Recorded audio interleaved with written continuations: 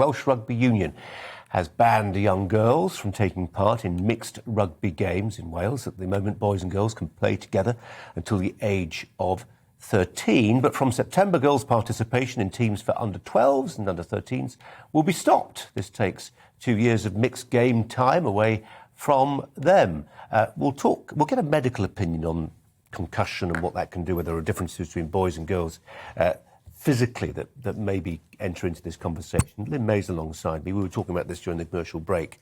I've got my eldest daughter plays rugby to quite a high standard, and my son plays it, and he's 12. And the idea of a 12-year-old, a team of 12-year-old boys taking on a team of 12-year-old girls, the kinetic impact.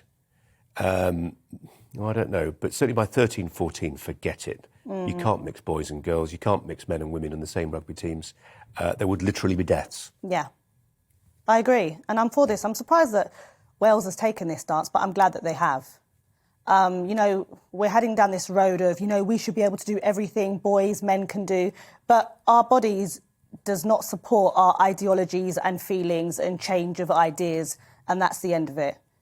In terms of a boy or a male's bone density, it goes to show that women can, and girls, suffer massively at these contact sports. And I support this. Yeah, I mean, there are some sports. I mean, think of equestrian sports where women compete on equal terms with men. But when it comes to the brawn and heft of a body that's 30% denser in bone and muscle mass against one that isn't, you're just storing up trouble. Let's go to Dr. Veena Babu, who a regular contributor here for Veena's thoughts on concussion in particular. Veena, hi to you. I'm looking earlier at one study that said women, Veena, were twice as likely to suffer from concussion. Same impact. The effects could be longer lasting and could be more serious. Any thoughts on this? Absolutely. Rugby is a very high contact sport. Now, if you look at the average age at which a young person hits puberty, for girls in our country, it's 11 years old. So it's interesting that that is now the new bar that they've set. And I agree with Lynn. I think this is a move in the right direction because as much as we'd like to think we're all equal, physiologically, by that age, we start to differ.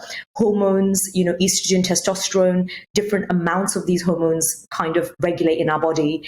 And you see those pubertal changes and you don't want a young person already having to navigate so many different feelings and thoughts at that time to then feel that they're not as equal to a boy or they're less strong or less able. The question that really comes to my mind is, why wasn't this thought about before, or how were they allowed to do this up until the age of 13 or 14? Veena, more generally, when it comes to concussion, it's still a moving subject, isn't it? We're still learning more all the time. And I know sometimes people, watching the Six Nations right now get frustrated when they see a player who's got to go off for a concussion check and it interrupts the flow of the game and all the rest of it. But actually, we know, don't we, that concussive injuries have caused huge problems, life-shortening, certainly in terms of quality of life-shortening injuries for lots of people who've been involved in high-impact sport. Yeah. So a concussion, your brain is held inside the skull. So any high impact that moves the brain a little bit inside the skull can cause a concussion.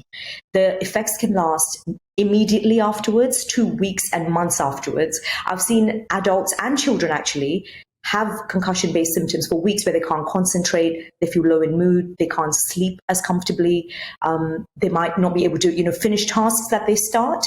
Not saying each of these rugby injuries lead to that, but if you're asking me directly about concussions, that's the area of symptoms we're talking about, yeah. Veena, isn't it nice not to be talking about COVID? Long way to you. But lovely to see you anyway. Veena Babu, thanks so much for your time.